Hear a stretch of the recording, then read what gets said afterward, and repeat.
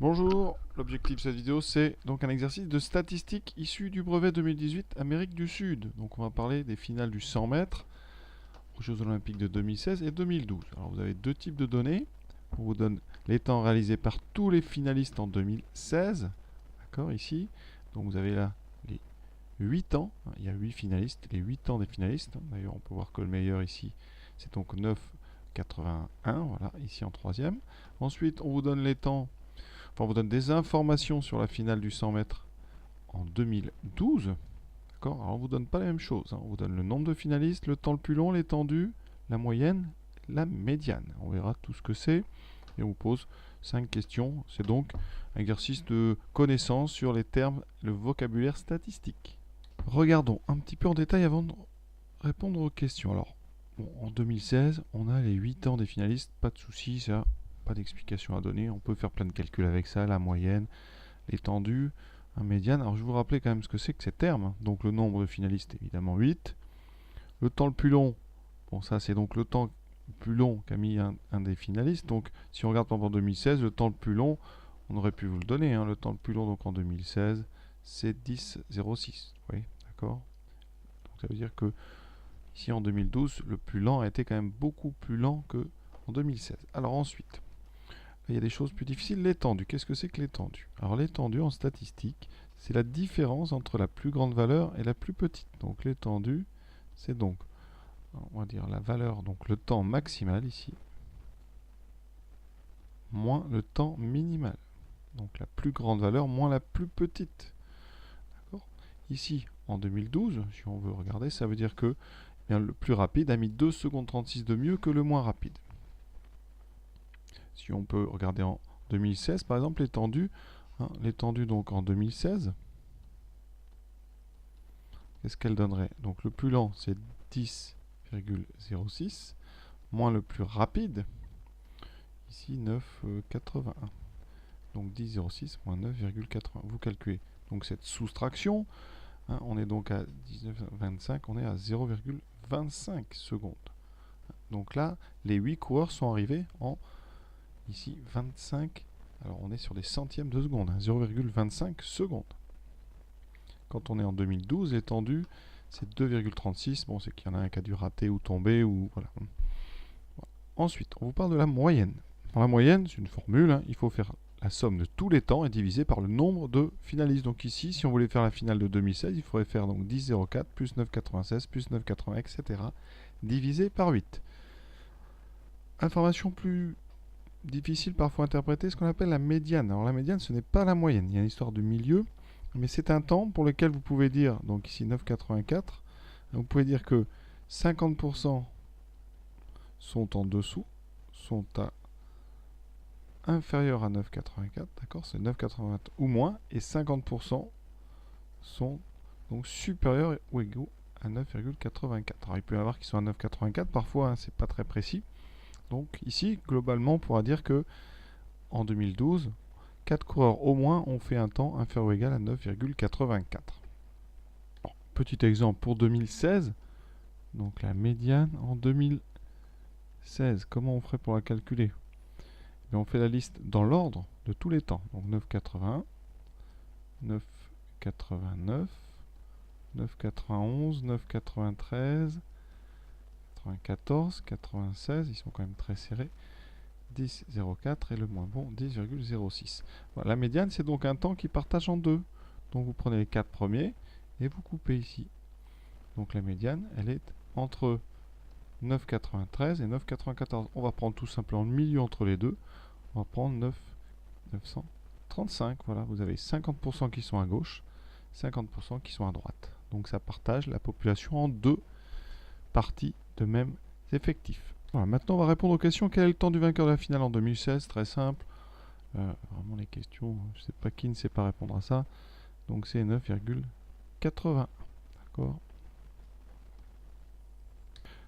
Deuxième question, lors de quelle finale la moyenne des temps pour effectuer 100 mètres était la plus petite? Alors là, en 2012, donc moyenne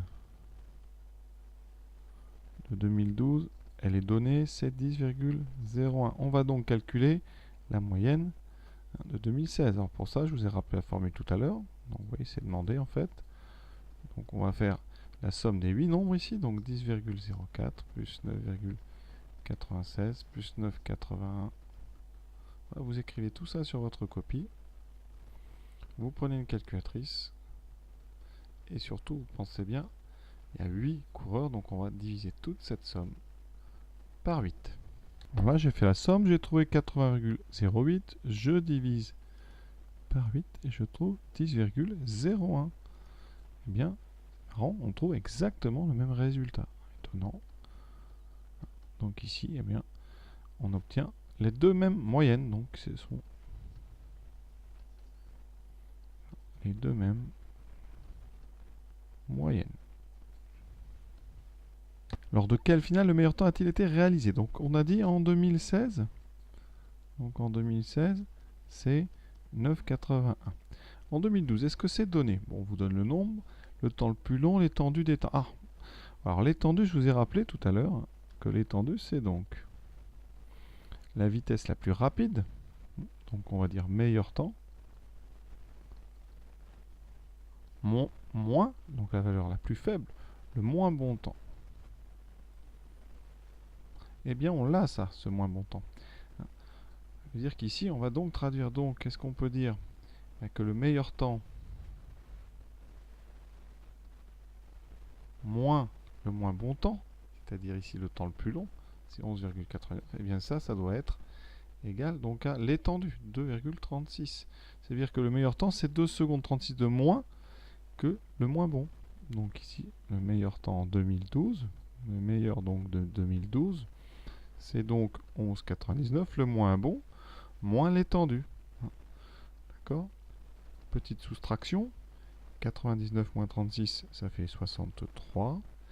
11 moins 2, ça fait 9,63 secondes. Donc effectivement, c'est en 2012 qu'on a le meilleur temps. En 2012, c'est plus rapide. Voilà, il y a après vérification sur internet, effectivement, Usain Bolt 9,63 donc en 2012, et on a le moins bon temps ici qui est Asafa Powell. Quatrième question, l'affirmation suivante est-elle vraie ou fausse? Seulement 3 athlètes ont mis moins de 10 secondes à parcourir les 100 mètres en 2012. Alors, non, pourquoi? Parce que, ici, la médiane, en 2012, médiane 2012, c'est 9,84 secondes. Donc, d'après ce qu'on a dit au début, donc au moins 50% des coureurs sont à 9,84 ou en dessous. Donc, comme 50% c'est 4, donc au moins 4 coureurs ont fait 9,84 ou moins. Et si personne n'a fait 9,84, on pourra dire que 4 coureurs exactement sont en dessous de 9,84 et 4 coureurs exactement sont au-dessus. Question 5, donc on vous dit, c'est lors de la finale 2012 qu'il y a eu le plus d'athlètes ayant réussi à courir le 100 mètres en moins de 10 secondes. Et combien d'athlètes ont-ils réalisé un temps inférieur à 10 secondes lors de cette finale en 2012? Donc, on va essayer d'utiliser cette phrase. On sait qu'en 2012, on a plus d'athlètes ayant réussi à parcourir le 100 mètres en moins de 10. Alors, combien il y en a en 2016? En 2016, des moins de 10 secondes, il y en a combien? Eh bien, on en a, on va compter. Donc, je vais les mettre en vert. 1, 2, 3, 4, 5, 6. Donc en moins de 10 secondes, on en a 6 coureurs. Donc, puisqu'on sait qu'en 2012, il y en a plus, en 2012, on a au moins 7 coureurs à moins de 10 secondes. D'accord? Or, le dernier a fait 11,99. Or, le dernier est à 11,99 secondes. Donc, ça veut dire qu'ils ne peuvent pas être 8 à être en dessous des 10. Donc, c'est 7. Donc, en 2012, 7 coureurs exactement